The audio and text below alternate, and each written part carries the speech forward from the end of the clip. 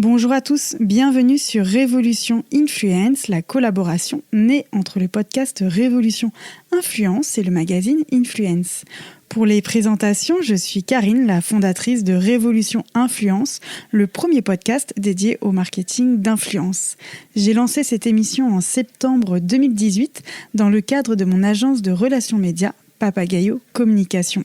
Bonjour à tous, je suis Soraya, la fondatrice du magazine Influence. Avec Karine, nous partirons à la rencontre des acteurs de l'influence digitale qui viendront se livrer, raconter et dévoiler en totale transparence les facettes de leur métier, avec bien souvent, vous le verrez, des révélations étonnantes et exclusives.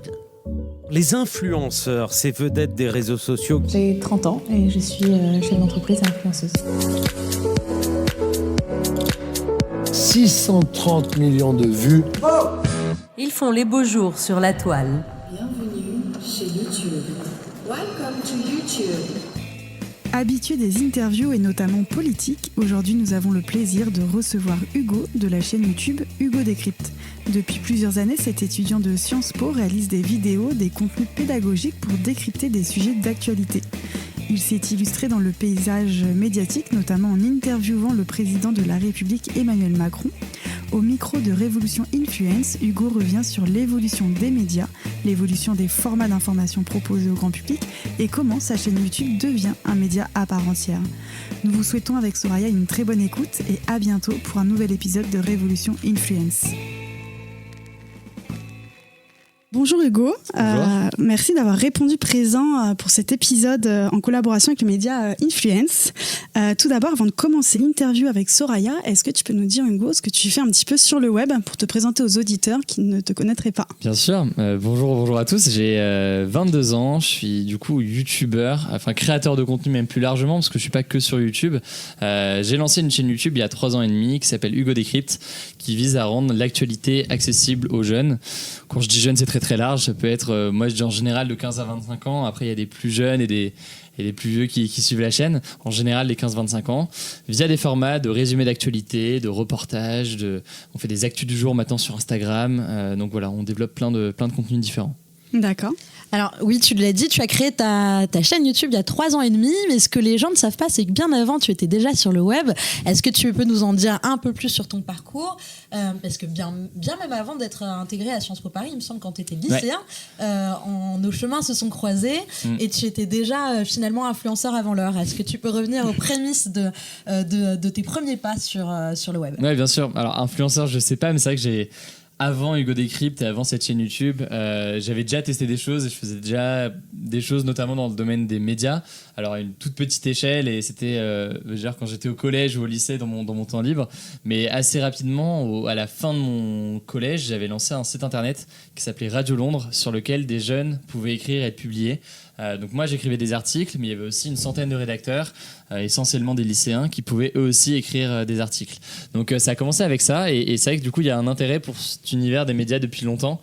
L'idée déjà sur Radio Londres, il y avait cette idée de donner la parole aux jeunes et faire en sorte que les jeunes puissent s'exprimer. Et c'est quelque chose qu'on retrouve sur Hugo Décrypte. Mais quand j'ai lancé Hugo Décrypte, il y a aussi une volonté tout simplement de rendre ces sujets d'actualité accessibles aux jeunes.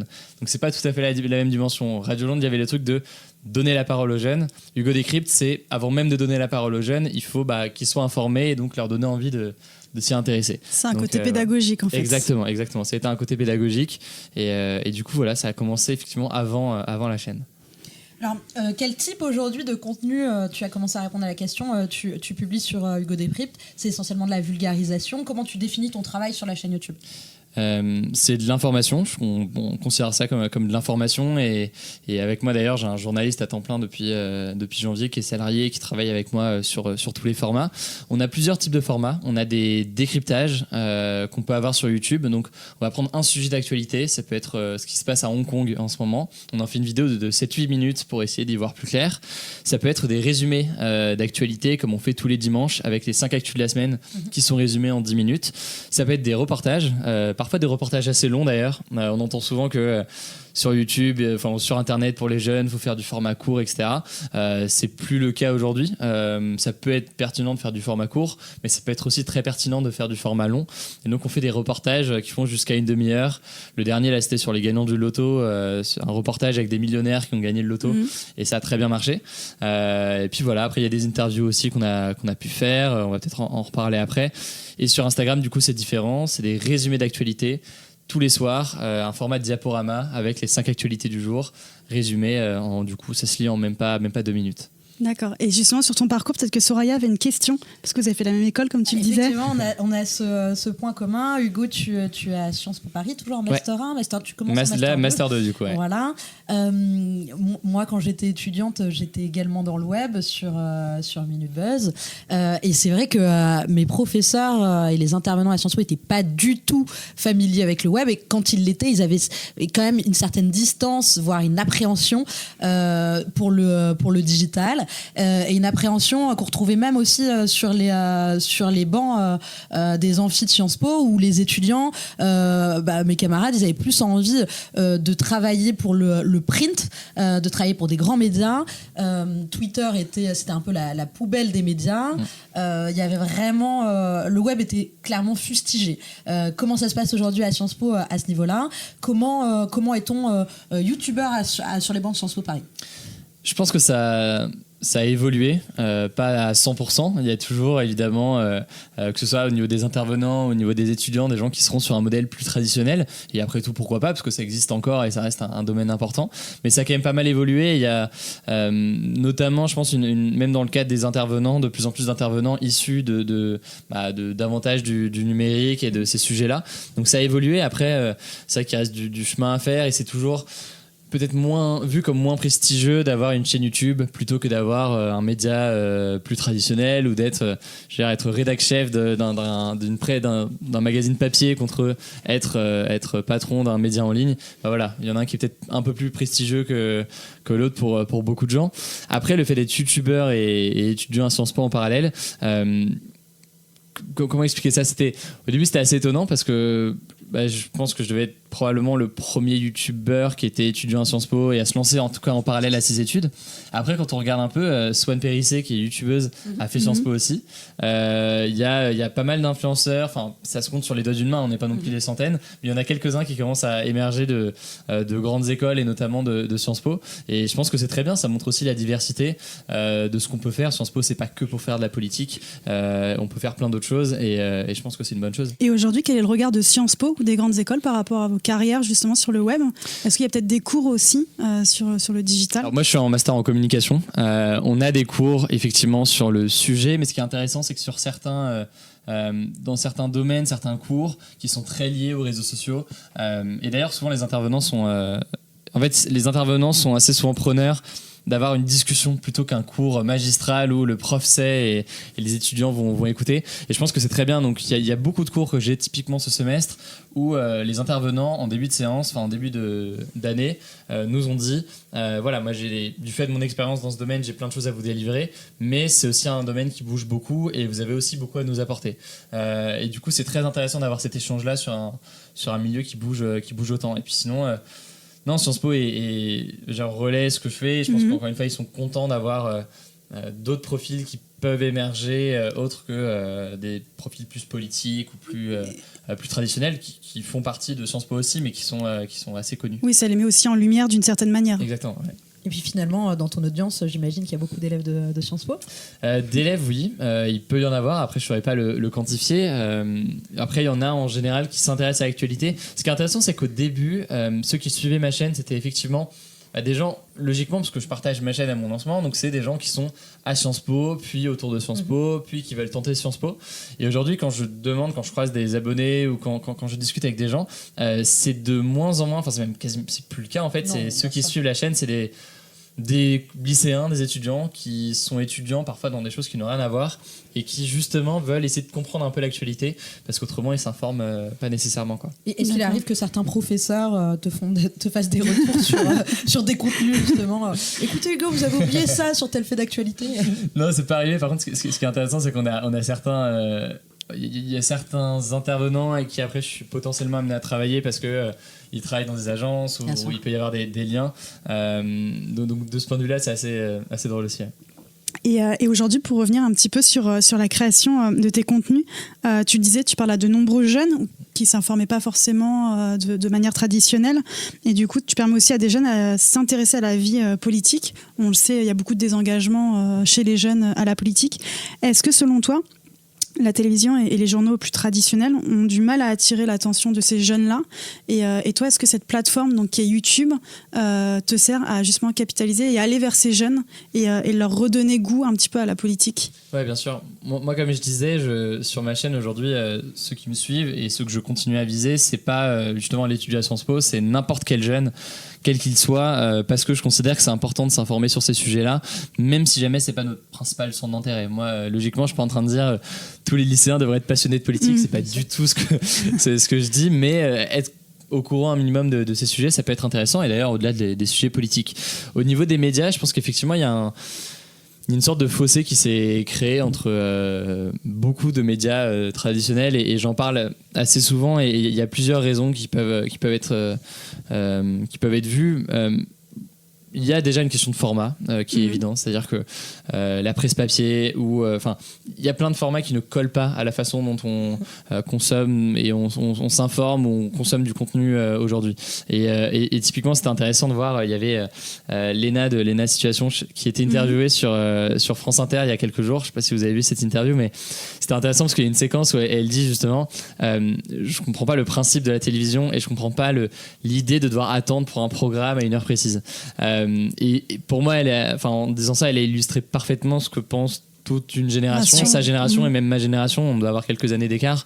Où il faut de l'instantané, en fait. Exactement. Et les modes de consommation ont changé. Exactement. Et certains modèles n'ont aucun sens. Donc il y a ça déjà qui fait que logiquement, il y a un décalage qui se forme de ce point de vue-là. Il y a aussi une question de la confiance qui est assez importante. Moi, je vois beaucoup de jeunes dans les messages que je reçois qui me disent qu'ils ne vont pas suivre tel ou tel média parce qu'ils n'ont pas confiance en ce média. Ils l'accusent d'être trop proche du pouvoir, ils l'accusent de mentir, de donner des fausses infos. Parfois, c'est une critique qui peut être légitime dans certains cas, mais souvent, c'est aussi juste simplement une défiance, on va dire, généralisée sur tous les médias. Et du coup, ça fait qu'il y a un fossé qui se crée là aussi. Voilà. Après, il y a plein d'autres raisons qu'on peut évoquer, mais il y a tous ces éléments-là qui font qu'il y a un besoin de renouvellement de ce qui se fait pour les jeunes en matière d'actualité. C'est faux, je pense, de dire que les jeunes ne veulent pas s'informer ou que ça n'intéresse pas les jeunes, que les jeunes ne sont pas intéressés par la politique.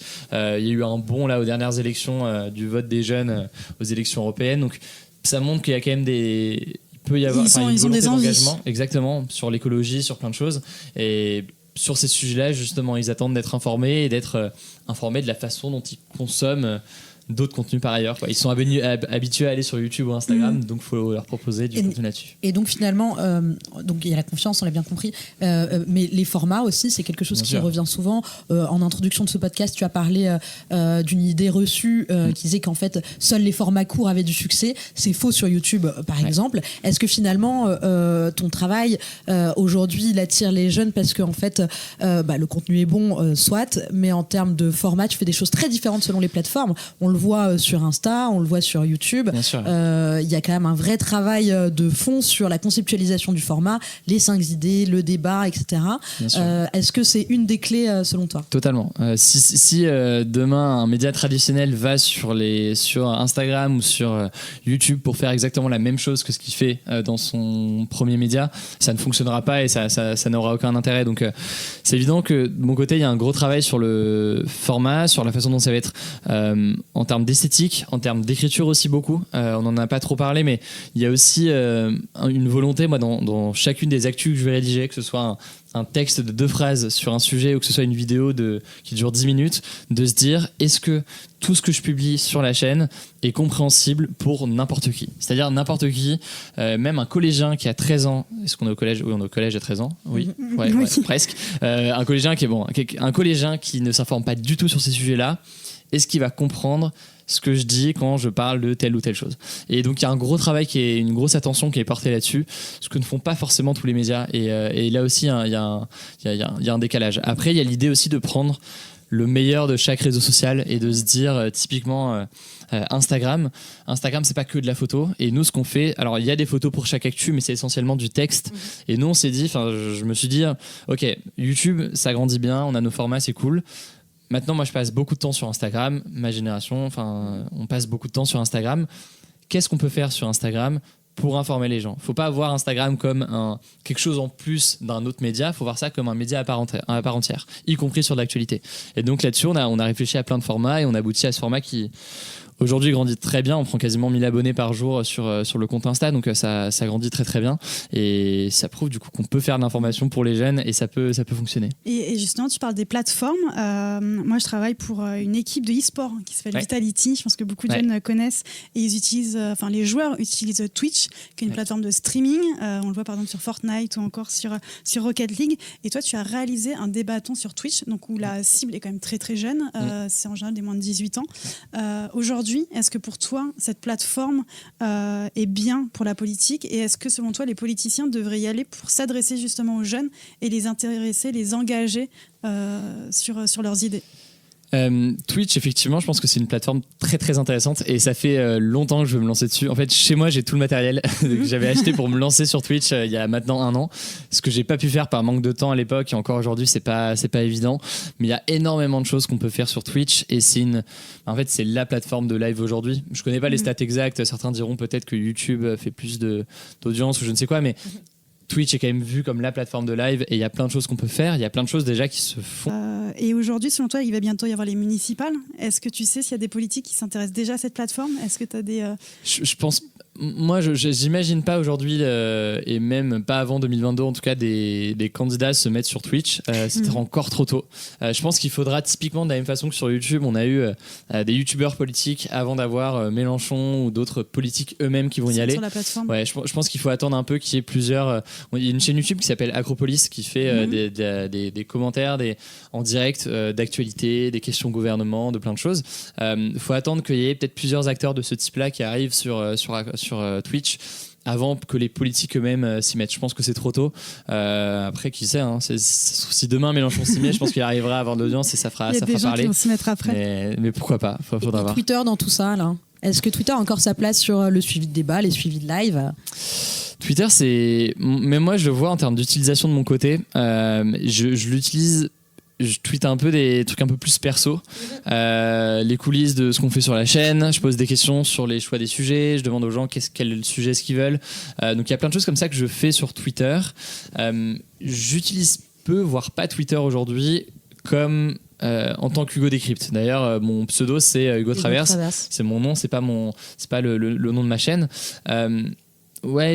Pour moi, ça reste une plateforme en France. J'ai l'impression beaucoup quand même pour les journalistes et pour tout cet écosystème-là. Et même moi, dans ce que je tweete et ce que j'ai partagé sur Twitter, la plupart des choses vont s'adresser aux abonnés parce que c'est des gens en général qui viennent de ma chaîne YouTube.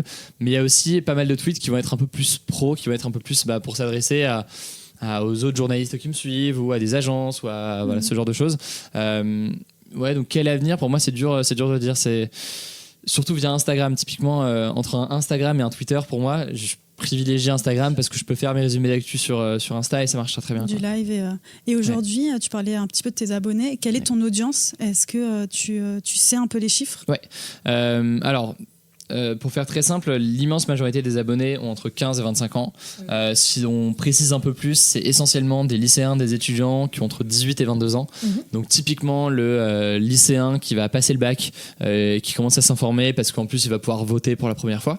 Et très souvent aussi des étudiants ou des jeunes actifs qui en fait n'ont pas le temps du fait de leur situation étudiante ou professionnelle de s'informer et veulent des résumés ou veulent s'informer de façon...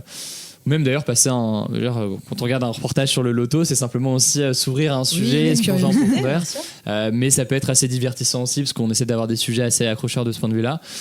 Donc voilà, essentiellement 18-22 ans et après il y a tout, il y a aussi je croise vraiment des abonnés qui ont 13 ans comme je croise des des personnes beaucoup plus âgées, donc il peut y avoir de tout. Mais c'est bien aussi ce qu'on le sait dans les médias plus traditionnels, parce que du coup je travaille dans les relations médias, que les jeunes en fait n'écoutent plus la radio, ils regardent plus la télé, donc en fait tu deviens leur source d'information, et le fait qu'il y ait de la politique et des sujets plus larges et peut-être plus on va dire moins profonds, justement les aide à avoir une actualité Totalement. globale. Et justement, puisqu'on parlait de ce sujet sur les gagnants au loto et du fait que tu es devenu un canal, un médium à part entière, est-ce qu'il y a des marques qui viennent vers toi, qui te sollicitent? Comment tu te positionnes par rapport à ça? Est-ce que on te sait apolitique? Est-ce que tu es à Marc? Alors, du coup, 2 points. Premier point sur la question du choix des sujets. Au départ, ma chaîne était très politique, voire 100% politique pendant 1 an et demi, 2 ans. 1 an et demi. Et en fait, suite à la présidentielle, j'ai commencé à élargir les sujets. C'est-à-dire que j'ai commencé à faire beaucoup plus de sujets. En gros, aujourd'hui, on est quasiment sur du peut-être 60% de contenu politique, 40% d'autres contenus. Pourquoi ? Parce que ça me paraît intéressant. En fait, il y a plein de sujets qui ne sont pas des sujets politiques et qui peuvent être intéressants et sur lesquels on peut apporter une valeur ajoutée. Parce que typiquement, ça peut être la PNL qui va sortir un album où on parle de jeux vidéo, où on parle de sujets de société ou de réseaux sociaux.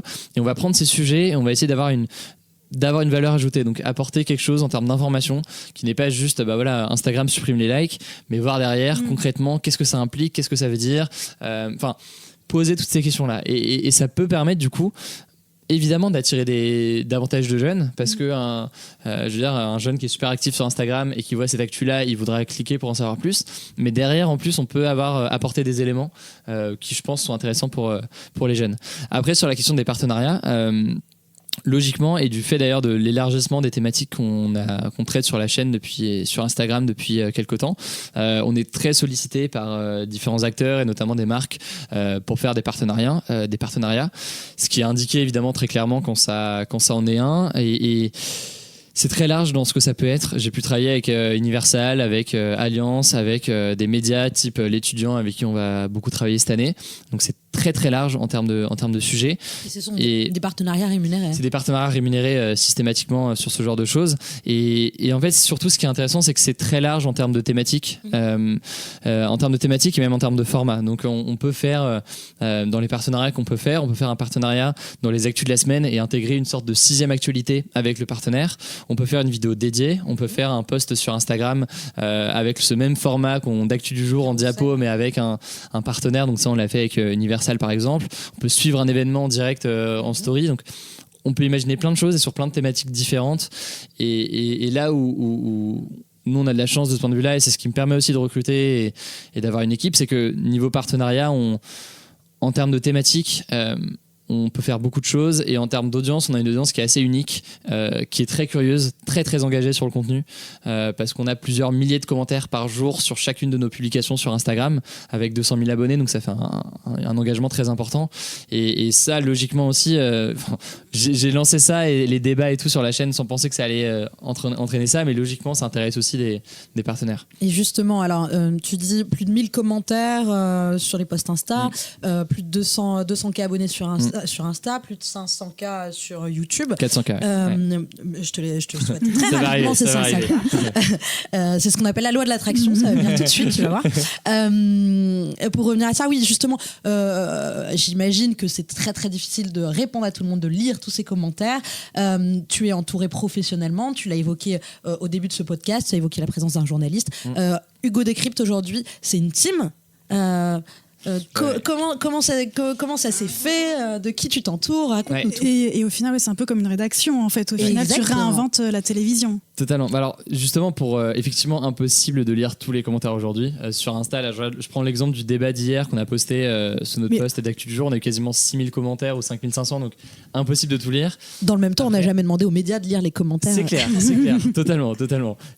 Après, c'est vrai qu'il y a du coup une équipe avec moi et c'est pour moi d'ailleurs, je considère Hugo Décrypte. Ça peut paraître bizarre, mais parfois je dis ça m'arrive de parler de Hugo Décrypte comme un média et non pas comme moi. Je me considère pas comme Hugo Décrypte. Je considère que Hugo Décrypte aujourd'hui c'est un média dans lequel je fais partie évidemment, mais il y a, comme j'ai dit, un journaliste à temps plein qui est salarié.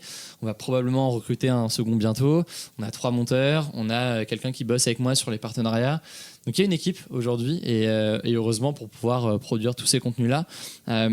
Donc on devient au final un média.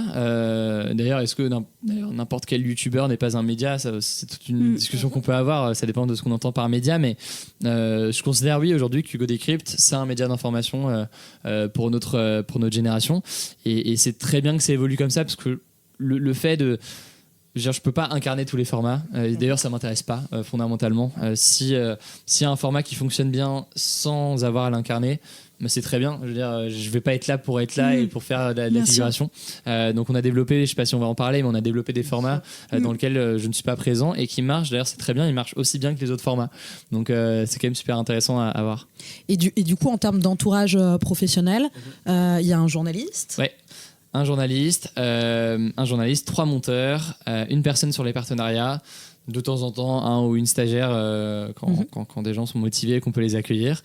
Donc vous voyez, une petite équipe. Vous avez des locaux, c'est une SAS. On a des locaux, c'est une société. Et puis voilà, on a des bureaux assez classiques à Paris. Et voilà, après on essaie de se développer à partir de là. Et justement, moi je voudrais rebondir sur ce que tu disais tout à l'heure par rapport au partenariat et de la manière dont tu t'es rémunéré aussi par la chaîne. On le sait, tu as interviewé de nombreuses personnes politiques. Aujourd'hui, il y a des institutions qui font appel à toi pour des partenariats.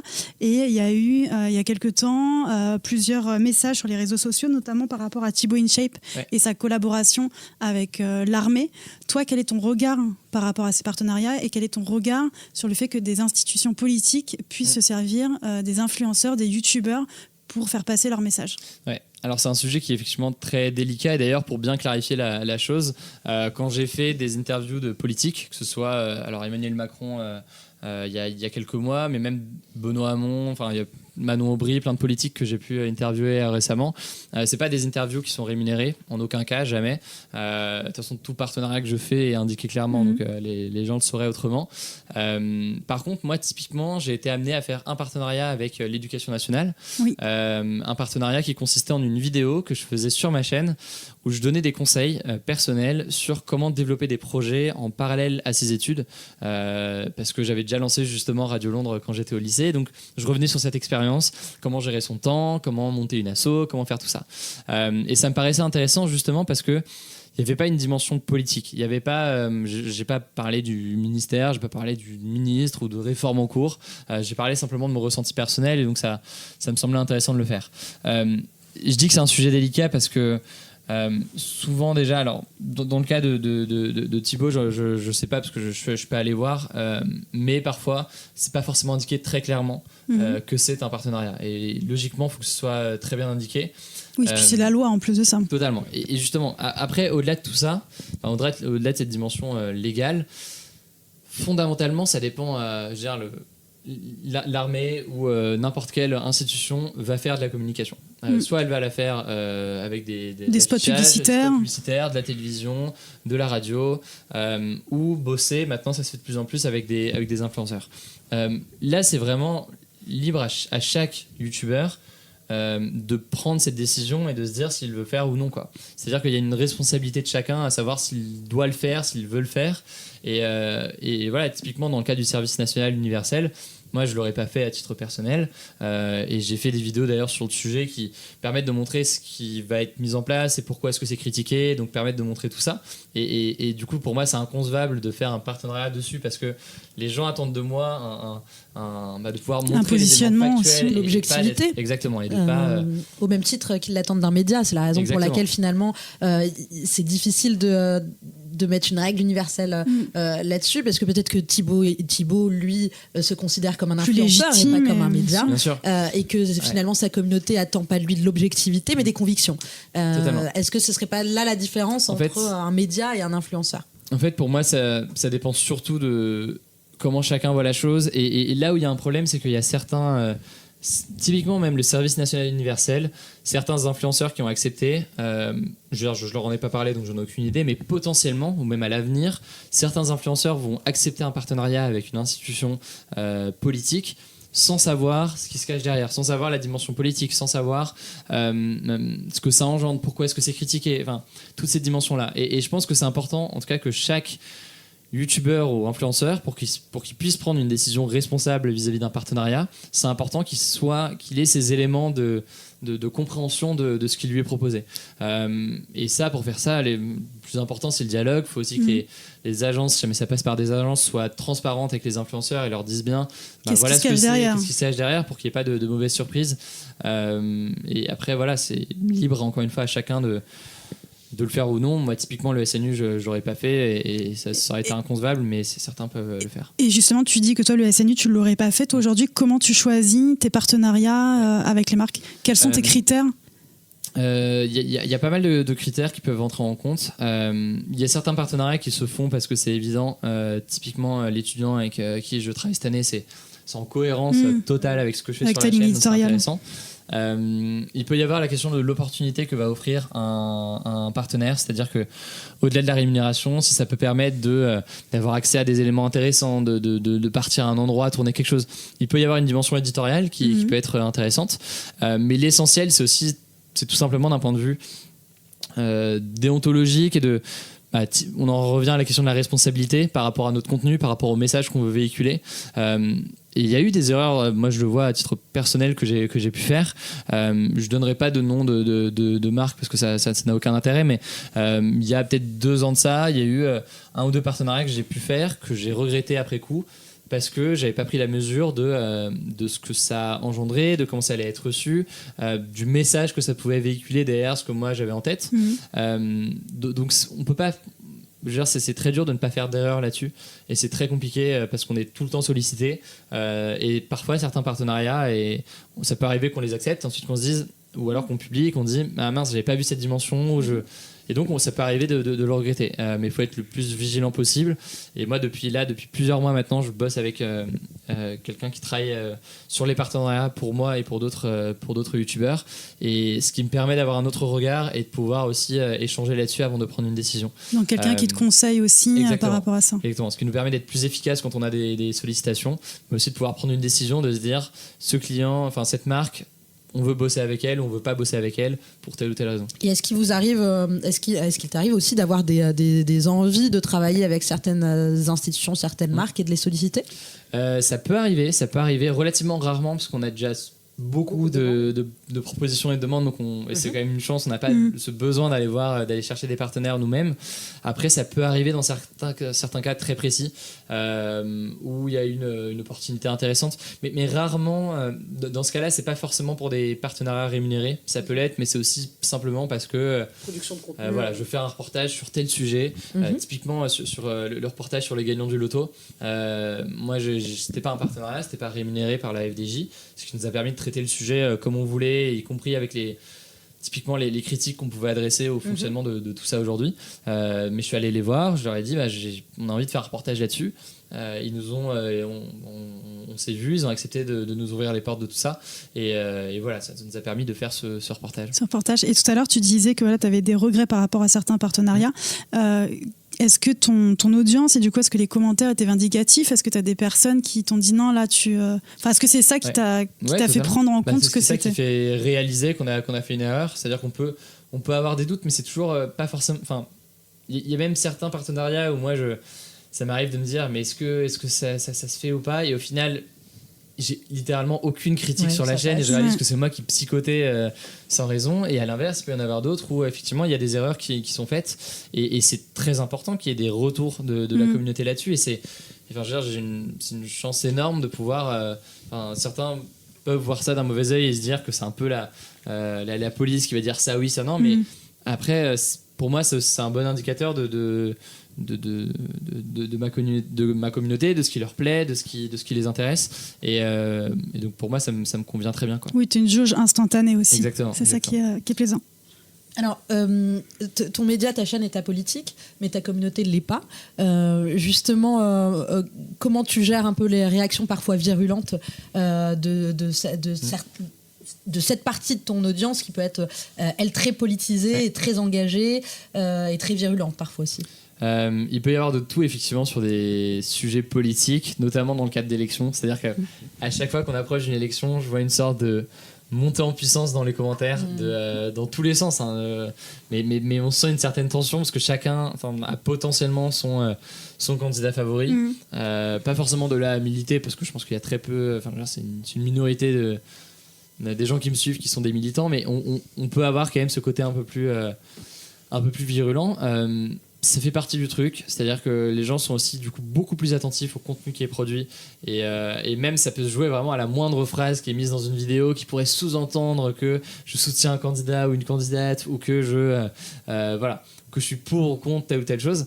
Donc il faut être très vigilant là-dessus. Après, ça fait partie de la chose et chacun voit le contenu avec son prisme politique. Et moi, je l'ai vu notamment même avec l'interview d'Emmanuel Macron ou même d'ailleurs quand j'étais face à Marine Le Pen.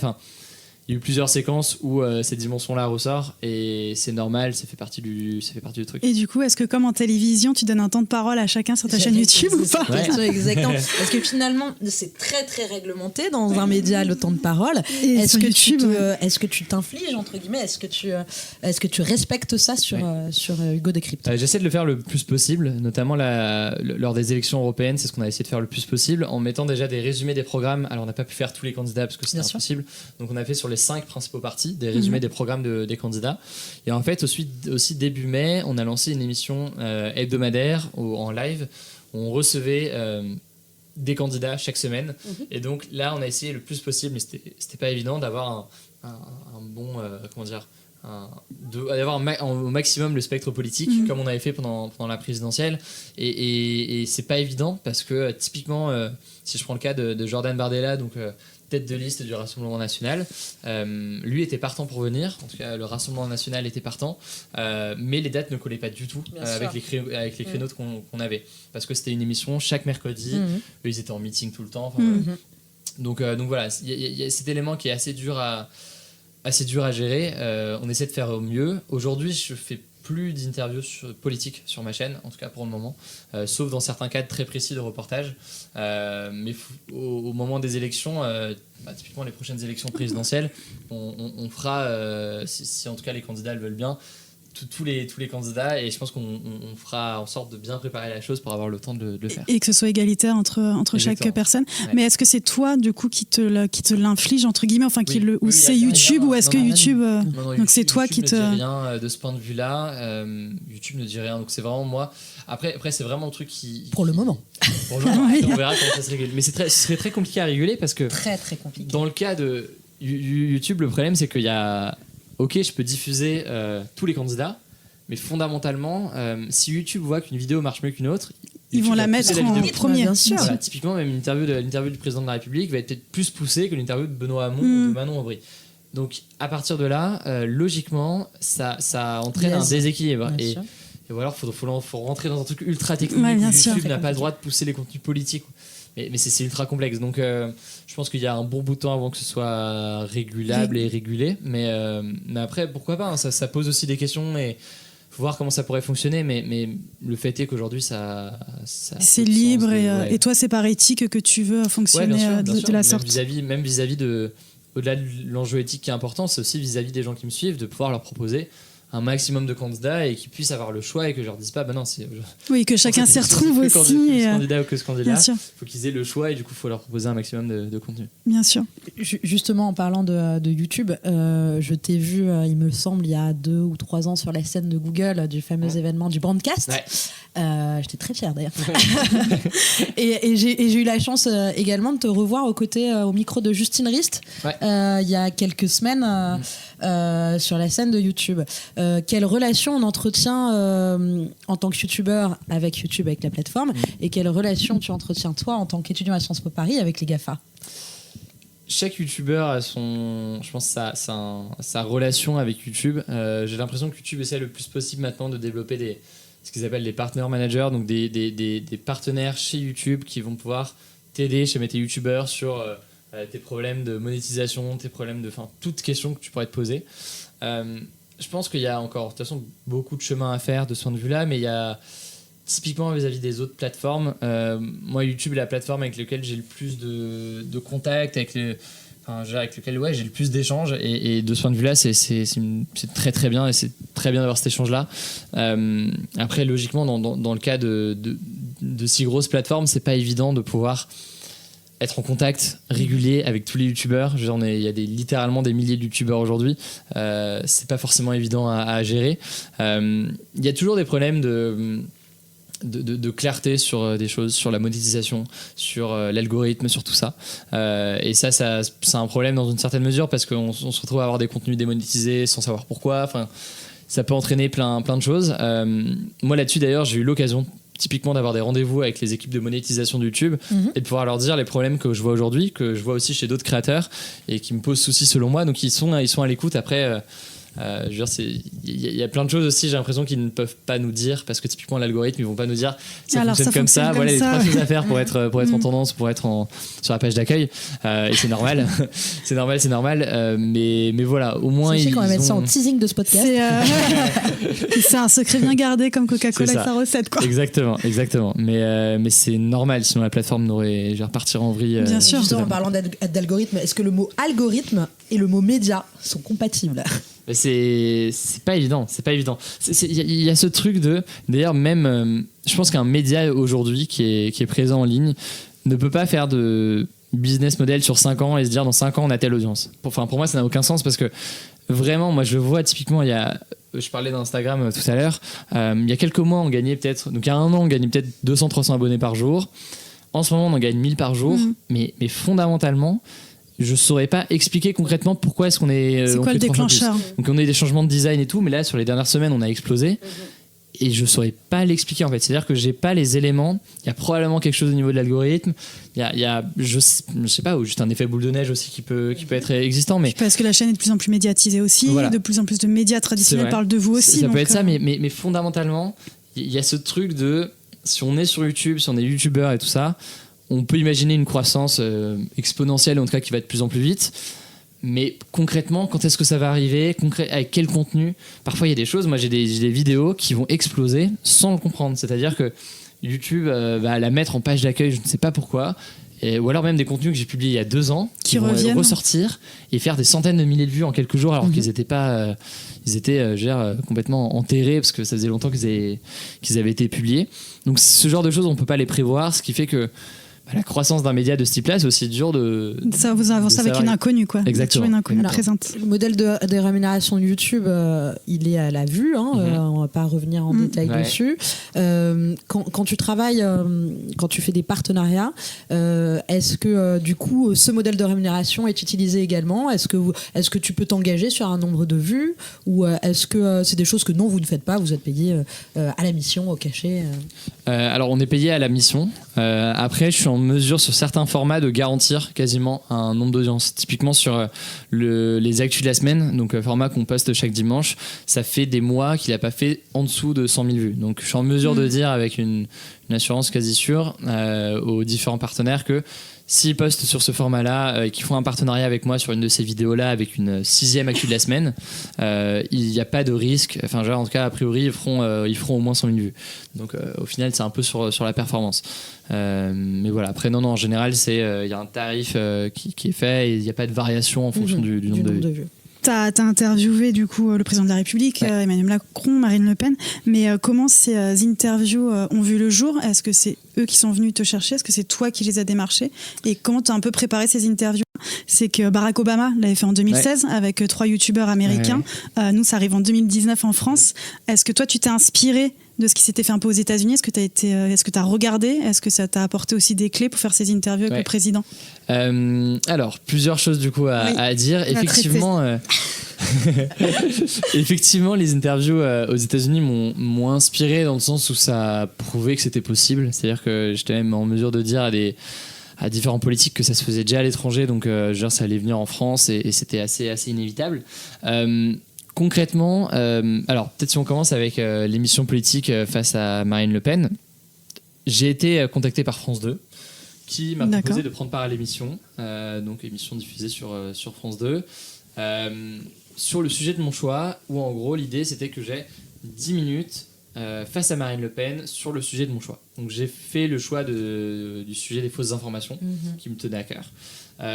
Et du coup, j'ai pu avoir une interview, un échange avec elle sur ce sujet-là, notamment sur des fausses informations qu'elle a pu véhiculer ces derniers mois, en tout cas au moment de l'interview. Donc ça s'est fait via France 2, j'ai jamais été en contact avec Marine Le Pen, en tout cas avant l'interview le jour J. Et voilà, c'est France 2 qui a géré. D'accord, c'est le service politique France 2 quoi. Et si elle était prévenue, on le sait ou... Il me semble qu'elle était prévenue, mais qu'elle n'était pas prévenue du sujet. D'accord. Je crois que c'était ça ouais, il me semble que c'était ça. Dans le cas maintenant d'Emmanuel Macron, déjà le format était un peu différent parce que c'était une interview en direct d'1 heure avec des questions qui venaient du chat, et donc c'était un peu différent de l'interview de Marine Le Pen, où Marine Le Pen c'était sur un sujet très précis. Et donc du coup forcément c'était assez différent parce qu'on développait et on poussait la question à bout sur une thématique très, très précise. Très précis. Dans le cas de l'Élysée, moi régulièrement en fait, je leur proposais des formats. Parce que comme n'importe quel média, décrocher une interview du président de la République, ça peut être intéressant pour d'un point de vue éditorial. Ouais, et puis sa vision globale aussi de certains sujets. Alors ton contact, c'était qui ? Donc mon contact, c'était quelqu'un qui est en charge de la communication digitale de l'Élysée, que je connaissais, et à qui du coup régulièrement je proposais des formats d'interview. Il s'avère que quelques jours avant qu'on fasse cette interview sur ma chaîne, je reçois du coup une réponse de cette personne à l'Élysée qui me dit écoute, peut-être que là il peut y avoir quelque chose, est-ce que tu pourrais nous proposer un format qui toi collerait à ta chaîne, qui serait intéressant pour toi? Et après, on verra, si jamais le président de la République est intéressé, si jamais il accepte de répondre à tes questions. Donc j'ai passé la nuit à préparer un format, je suis revenu vers eux le lendemain matin, et je leur ai proposé ce format-là, d'1 heure d'interview, avec des questions qui viennent du chat en direct, et qu'on avait d'ailleurs sous les yeux pendant le live. Et je les prenais telles quelles, et je relançais si besoin. Très innovant, puisque c'était l'utilisation du YouTube Live. Exactement, du YouTube Live, et de questions en direct qui venaient, qui pouvaient être sur le rejet des politiques, qui pouvaient être sur la vision du président sur le sujet européen. Ça pouvait être plein de choses, et d'ailleurs l'interview a duré plus longtemps que prévu, et au final à la fin je lisais le chat et je prenais des questions un peu au pif. Qu'est-ce que vous pensez de ça, parce que lui était partant pour rester un peu plus, et donc de mon côté on prenait vraiment les questions dans un rush absolu depuis mon iPad dans les dernières secondes. Donc voilà, une fois qu'on avait validé le format, en fait ils ont rien changé au format que je leur ai proposé, donc c'était super. Et d'ailleurs pour un peu être vraiment dans les détails, ils n'ont pas du coup eu les questions en avance parce qu'elles étaient en direct. C'est sans filet, mais pour vous deux au final. Ouais, pour totalement. toi et pour lui. Totalement. Mais je pense que lui, en l'occurrence, est très bon en général. Je veux dire, il a fait. En termes d'interview, il est très bon. Il a fait il a fait le grand débat où il a fait des échanges pareil très directs avec des gilets jaunes ou avec plein de gens. Il a pu faire. Il est habitué à ce format de confrontation. Il a fait quand même une élection présidentielle avec des débats, donc. Limite d'ailleurs c'était même l'Élysée qui me disait mais vraiment n'hésite pas sur les questions, pose tout ce que tu veux, à me pousser à poser le plus de questions possible et n'aie pas peur quoi. Et voilà, sans filtre, etc. Donc c'était très très bien de ce point de vue là. Et tu sais s'il a aimé justement ce format YouTube? Je pense qu'il a aimé le fait de pouvoir prendre le temps de développer des sujets, et notamment on n'a pas parlé de candidats aux européennes, on n'a pas parlé de jeux politiques, on s'est basé on s'est seulement concentré sur la question du rejet des jeunes vis-à-vis vers de la politique. Et ensuite dans les détails sur la question européenne, mais sur des sujets de fond pendant plus d'1 heure. Donc ça, je pense qu'il a apprécié le côté aussi de dialogue direct avec les jeunes. Je pense que ça a dû lui plaire aussi. Voilà, après, et tu sais combien de personnes se sont connectées au chat? Tu sais combien il y a eu de questions qui ont été posées ou pas? Je pourrais le savoir, je l'ai pas du tout en tête. Je pourrais le savoir. Ça allait très très vite. Ça se compte en milliers ou ouais, ça se compte largement en milliers. C'est-à-dire que même nous, quand on avait activé les filtres, donc le mode ralenti dans le chat, plein de choses qui visent à ralentir au maximum le chat, mais même en ralentissant, ça allait vite quoi. En fait, ça allait extrêmement vite, et le chat allait à une vitesse. Donc heureusement, moi dans mon équipe, j'avais Benjamin, le journaliste avec qui je bosse, qui était en régie et qui prenait des questions du chat et me les envoyait sur un Google Doc. D'accord. Et donc au fur et à mesure, j'en avais, parce que effectivement, lire le chat en direct, c'était quasiment mission Ce impossible. serait intéressant que tu puisses nous donner un peu les données justement de ces personnes qui se sont connectées sur YouTube.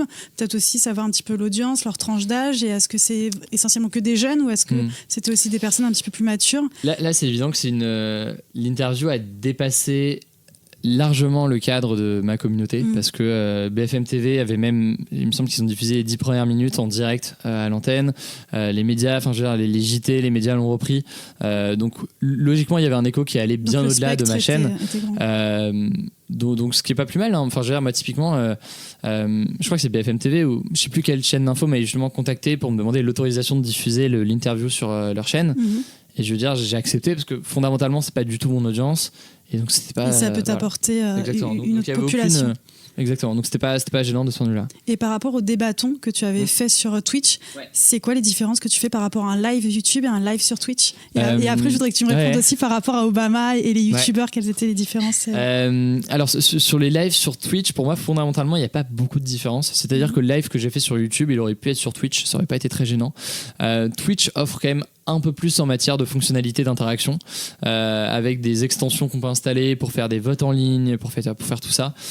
Donc Twitch a quand même pas mal de choses en matière de fonctionnalité, ce qui est assez intéressant. Après, fondamentalement, pour moi, c'est la même chose. Et pour Obama et les youtubeurs, moi j'avais vu notamment effectivement, je crois que c'était Liza Koshy, enfin il y a quelques gros youtubeurs américains qui avaient fait ça. Il y avait, si je me trompe pas, il y avait déjà cette idée d'interaction avec des questions qui venaient du public et que eux remontaient, mais c'était pas en direct, il me semble, ou j'ai un doute. Voilà, après c'était pas une inspiration au point de genre vraiment j'avais suivi ça de loin il y a longtemps et donc je savais que c'était possible. Après je me suis pas, l'idée a pas été de reproduire ce qui avait été fait. D'accord. Et aujourd'hui, du coup, tu as un format hexagone avec lequel on voulait te parler avec Soraya, puisque tu ouvres le débat avec les jeunes sur divers sujets de société. Quel est l'objectif de ce format? Comment tu castes les personnes qui vont débattre entre elles? Est-ce qu'elles viennent à toi? Comment tu les sollicites? Et comment réussis-tu finalement à libérer la parole? On te connaissait vulgarisateur d'informations, journaliste, et maintenant on te voit aussi médiateur et très bon dans l'organisation et la maîtrise et l'équilibre du débat. Sur ce format hexagone, c'est intéressant parce qu'on revient à ce que je faisais avant Hugo Décrypte, c'est-à-dire sur Radio Londres, cette idée de donner la parole aux jeunes. Et c'est un peu ce que j'ai, enfin en tout cas à ma génération. Et donc c'est ce qu'on essaie de faire avec ce format hexagone, où on a 6 jeunes qui viennent ensemble pour débattre d'un sujet qui les concerne directement. Ça peut être vivre en ville contre vivre à la campagne, ça peut être la télé-réalité, ça peut être le harcèlement, ça peut être plein de sujets. Et effectivement, il y a comment est-ce qu'ils sont castés? Ils viennent, en fait, moi je poste des formulaires dans la description de mes vidéos avec les prochains tournages, et donc les gens peuvent poster via un formulaire et candidater. Après, on les appelle et on vérifie que ça peut être intéressant. Donc, on a des centaines de candidatures via ça. Et parfois, sur certains sujets, typiquement sur le sujet de la télé-réalité, on a contacté nous-mêmes aussi des candidats, des candidates pour avoir des profils très précis qui nous semblaient intéressants pour le sujet. Et après, comment engager une conversation avec eux, une discussion avec eux? Faut les mettre en confiance parce que logiquement, parler devant la caméra comme ça, c'est pas forcément évident. Faut les mettre en confiance et puis après, ça se fait tout seul. Enfin, faut leur faire comprendre qu'on n'est pas là pour les piéger. Surtout, c'est même pas une interview, le format, c'est une discussion. On n'est pas là pour les piéger. Ils sont là pour s'exprimer, pour dire ce qu'ils pensent vraiment. Et à partir de là, ils peuvent le faire bien. Et quels vont être un peu les prochains numéros? Est-ce que tu sais un petit peu les sujets? Alors là, on va tester d'autres choses pour les prochains épisodes. On est en train de tester des choses par génération, dans le sens où on va avoir un petit-fils avec son grand-père ou sa grand-mère, typiquement, sur des sujets précis. À chaque fois, on va être confronté en fait sur certains sujets. Donc là, on travaille là-dessus en ce moment et je pense qu'on va. Donc 3 générations. Je pense. Alors, on est encore en train de voir. Soit on fait parents-enfants, soit on fait grands-parents avec petit-fils.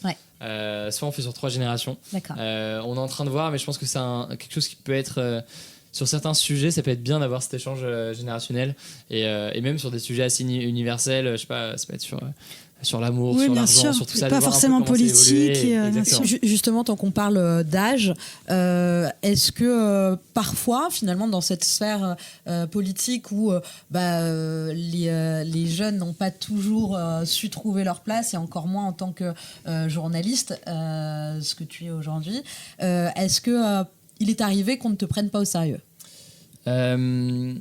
Dans cet univers, en fait, c'était surtout le cas, et encore, même au début, c'était très peu présent, mais il y a toute cette question de la légitimité et le fait qu'elle s'acquiert un peu au fur et à mesure, au fur et à mesure de l'audience, pas au fur et à mesure des études que je termine ou d'autres choses, mais vraiment au fur et à mesure de la croissance de mon audience. Typiquement, au lancement de ma chaîne, beaucoup de gens se disaient, certains journalistes pouvaient se demander, c'est qui ce jeune qui a 18 ans prétend pouvoir parler d'actualité et rendre tout ça accessible. Et puis progressivement, voilà, avec l'audience, ça a changé. Aujourd'hui, la question se pose pas. En tout cas, on me la pose beaucoup moins. Et c'est très bien. Je veux dire, tant mieux. Et puis là, le fait, je pense, d'avoir un journaliste à temps plein avec moi, donc d'avoir une sorte de mini-rédaction avec moi, fait qu'on est en mesure de pouvoir s'affirmer en tant que média. Et je pense que c'est pas prétentieux de le dire. Je pense que vraiment, c'est on parle d'actualité aux jeunes, parfois on sort des sujets exclusifs, des interviews exclusives, et donc on a le rôle d'un média, quoi. Et est-ce que la certification sur les réseaux sociaux a aidé dans cette mission-là? Je sais pas, peut-être. Et est-ce que pour toi c'était le Graal, comme pour certains? C'était pas le Graal, mais c'est vrai qu'il y a quand même ce truc assez satisfaisant à se dire qu'on est vérifié sur c'est une sorte de petite étape de validation qui fait plaisir. Après, bon, fondamentalement, en fait, j'arrive même pas à savoir si les gens qui nous suivent prêtent attention à ça. Je suis pas sûr, je pense pas. Plus au contenu, heureusement, je pense. Je pense que c'est plus nous qui sommes là à essayer d'avoir de petits trucs bleus. J'ai raison, c'est vraiment plus de l'ego qu'autre chose. Totalement. Mais bon, voilà, du coup, je l'ai sur Instagram, sur Twitter, surtout, et pourquoi pas, ça fait plaisir. Et aujourd'hui, Soraya, tu disais, du coup, t'es un peu journaliste à part entière, tout de même, avec ce média. Tu as différents formats, tu as traité en live l'incendie de Notre-Dame de Paris. Donc, en fait, tu fais de l'investigation, du reportage. Aujourd'hui, comment tu te qualifies? Est-ce que t'es JRI? Enfin, voilà, est-ce que tu te définis, ou est-ce que tu dis juste je suis youtubeur, créateur de contenu? Je me qualifie pas comme journaliste. Et pourquoi, justement? Parce que pour plein de raisons. Parce que en fait, je fais beaucoup de choses, et pour moi, un journaliste doit être à 100% sur son métier de journaliste. C'est-à-dire que le journaliste qui bosse avec moi, typiquement, il est que sur sur de la recherche, son rôle de journaliste. Il est pas en train de négocier des partenariats ou faire je sais pas quoi. Moi, ce qui est compliqué, c'est que certes, je peux faire quelque chose qui s'approche du journalisme, mais en parallèle, je peux gérer, je peux recruter des gens, donc je peux être RH aux autres web.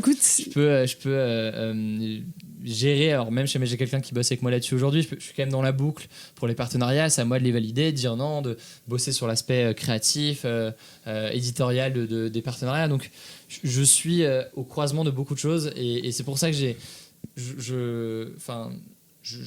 me considère pas journaliste aujourd'hui, parce que pour moi, un journaliste, c'est Benjamin dans mon équipe. C'est le journaliste. C'est pas forcément moi. Et finalement, pas youtubeur non plus. C'est un peu chef d'entreprise, créateur de contenu. Exactement. Faudrait qu'on te qualifie. Le terme en soi me va très bien, même si c'est un peu bizarre de se rattacher à une plateforme. Après, fondamentalement, oui, je suis sur YouTube, mais je suis beaucoup sur Instagram. Aujourd'hui, Instagram grandit presque plus vite que ma chaîne YouTube. Donc, fondamentalement, je suis peut-être aussi Instagrammeur. D'accord. Et aujourd'hui, c'est quoi ta répartition en termes de création de contenu entre YouTube et Instagram? Est-ce que tu as plus de contenus qui vont aller sur Instagram? Enfin, c'est quoi en fait, la répartition se fait selon une sorte de principe que j'ai, de me dire, YouTube, c'est un temps un peu plus long que Instagram. Instagram, le contenu, il va vivre peut-être 2 jours maximum, on va dire, sur le fil d'actu, et après, il va disparaître. Donc, je me dis, typiquement, Instagram est plus intéressant pour du contenu au quotidien. Les actus du jour qu'on poste tous les soirs à 18h, des quiz du jour qu'on va poster, des suivis d'événements directs, une actualité de dernière minute qu'on va poster sur Insta. Alors que YouTube, c'est plus de format long. Donc, je vois un peu la différence de ce point de vue-là, en termes de temporalité, et c'est un peu des temporalités assez différentes. D'accord. Et tout à l'heure, tu disais, Hugo, que 2022 allait être une date importante pour toi par rapport à des créations de contenu, à des interviews avec des politiques. À plus court terme, quels sont tes projets ? Moi, je pense notamment au municipal. Ça va être quoi tes projets là dans les mois à venir ? Alors beaucoup de choses sur la chaîne parce qu'on met vraiment l'accent sur les reportages dans les mois à venir, c'est-à-dire qu'on va avoir on va avoir un reportage toutes les 2 semaines au moins diffusé sur la chaîne, donc ce sera des reportages assez longs, donc on produit beaucoup de reportages en ce moment, on en tourne beaucoup, ça c'est un axe assez important. Sur Insta aussi on commence à développer beaucoup de choses parce que ça grandit tellement vite qu'on se dit qu'il y a plein de choses qu'on pourrait faire. En parallèle à ça, je bosse aussi en ce moment sur... on a lancé en fait un compte Instagram en anglais qui donne des résumés. Une trentaine de milliers de personnes déjà. Exactement, en quelques jours, donc c'est assez cool. Et donc on a lancé un compte Instagram de résumés d'actualité en anglais. Et concrètement, je bosse avec un Français qui est étudiant à Stanford, qui s'appelle Maxime, sur une start-up de news pour les jeunes aux États-Unis. Donc il y a aussi ce projet qui me prend pas mal de temps en ce moment et sur lequel en tout cas je passe beaucoup de temps à brainstormer et à tester plein de choses. Je vais pas en parler en détail maintenant parce que c'est encore un peu tôt, mais c'est un projet qu'on a en cours et sur lequel on bosse. D'accord. On sera ravis d'en parler en temps et en heure. Et il y a beaucoup de médias subventionnés en France. Est-ce que c'est le cas d'Hugo Décrypte ? Pas du tout. C'est pas le cas. Par contre, moi j'ai eu la chance de recevoir un fonds d'aide de YouTube à la fin de l'année dernière, qui est en fait un fonds qui était, d'ailleurs c'est public comme truc, qui a été pour récompenser en fait l'innovation sur YouTube. Et donc en France il y a Brut, Le Monde et ma chaîne qui ont reçu ce fonds-là. À l'étranger il y en a plein d'autres. Et donc ça nous permet aussi de pouvoir développer encore plus de reportages, encore plus de formats de fact-checking qu'on a pu faire dernièrement. Enfin il y a plein de choses qu'on développe grâce à ce fonds et c'est très bien. Après on n'a pas de fonds de subvention pour l'instant. Peut-être que je pourrais en recevoir, mais on sait pas encore. Et est-ce que c'est des subventions qui te donnent sans te consulter ou c'est toi qui les demandes ? Est-ce que c'est comme des bourses ? Quel est le montant d'ailleurs ? Est-ce que c'est comme des bourses Le montant est confidentiel, on peut pas communiquer dessus. D'accord. Par contre, ce que je peux vous dire, c'est qu'effectivement, j'ai dû postuler comme n'importe quel autre média et il y a plein de gens, je pense, qui ont essayé de l'avoir. Après, fondamentalement, il n'y a pas d'intervention éditoriale de YouTube sur notre contenu. C'est-à-dire que c'est quand même important de le dire. Même là, quand Emmanuel Macron est venu, j'ai pu poser la question de la taxation des GAFA. Je peux critiquer YouTube quand je vois des critiques qui doivent être adressées. Enfin, là, on a parlé de la monétisation, de plein de choses. Donc, de ce point de vue-là, ils sont c'est une très bonne chose en l'occurrence. Ils sont très souples. Voilà, ils sont pas dans un double discours à donner des fonds et derrière à vérifier le contenu ou à faire quoi que ce soit. Et heureusement d'ailleurs, parce que sinon ce serait... Le Monde n'accepterait pas et les autres médias n'accepteraient pas. Bien sûr. Et tout à l'heure, tu disais du coup que ta fonction était un petit peu ambivalente puisque tu étais chef d'entreprise, mais aussi journaliste, youtubeur.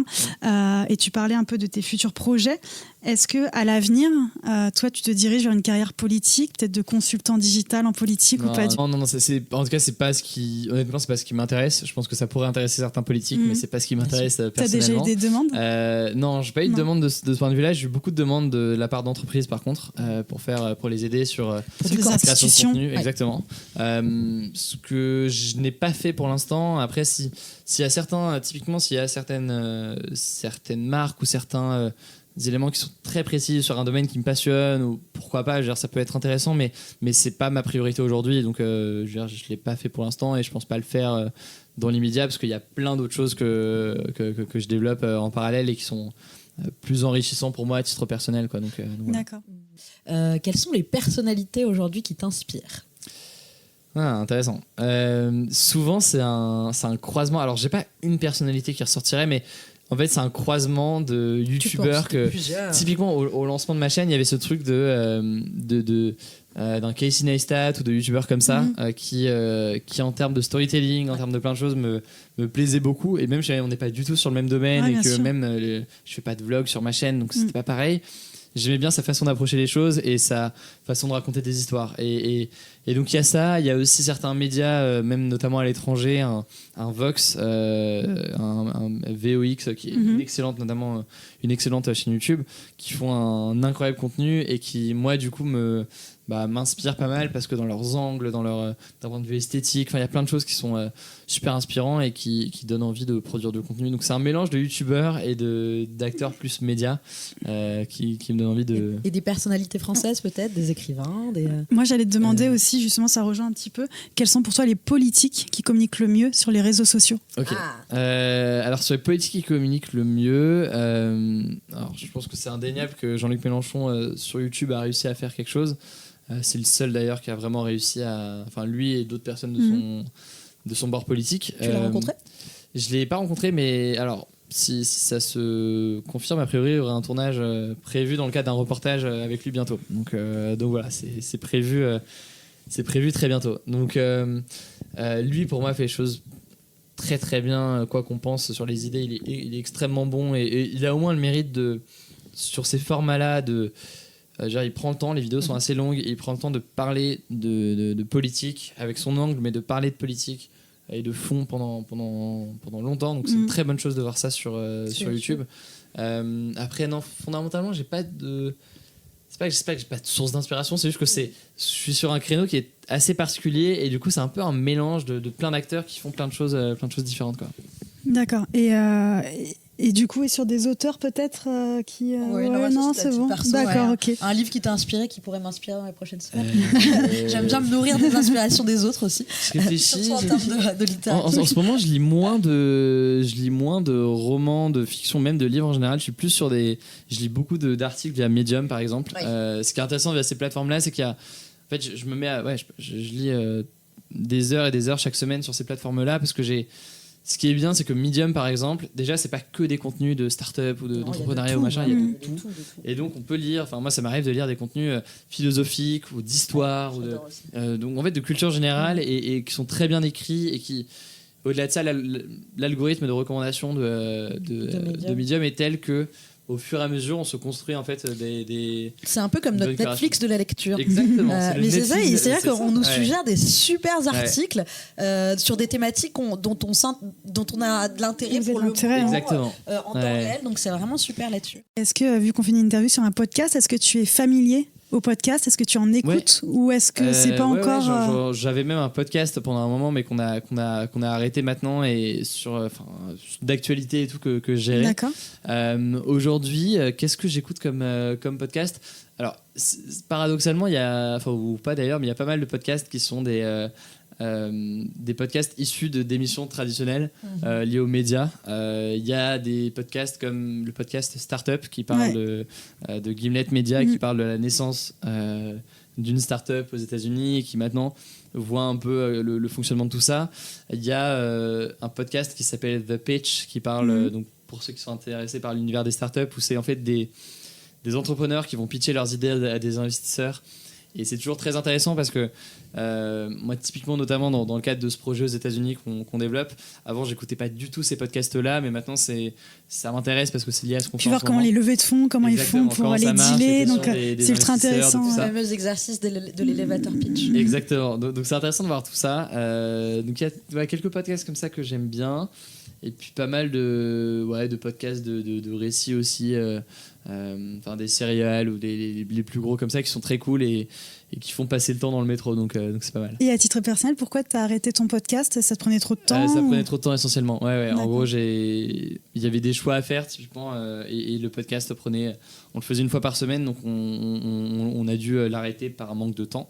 Mais voilà, c'est une bonne expérience et je pense qu'il y a plein de choses aussi à faire en termes de podcast, même pour les plus jeunes, c'est-à-dire que aux États-Unis, on a beaucoup de youtubeurs qui maintenant font des podcasts. Deviennent podcasteurs. Qui parfois d'ailleurs publient sur YouTube plutôt qu'autrement. Mais il y a quelque chose à faire sur l'audio. Je veux dire, nous on passe notre temps à écouter de la musique, mais on pourrait écouter des podcasts. Bien sûr. Ça vaut pour les plus jeunes du coup. Donc il y a des choses à faire et je pense que ça va évoluer, quoi. Ça va aller au-delà du cliché qu'on peut avoir de la personne qui écoute un podcast aujourd'hui. Je pense que ça va s'élargir au fur et à mesure.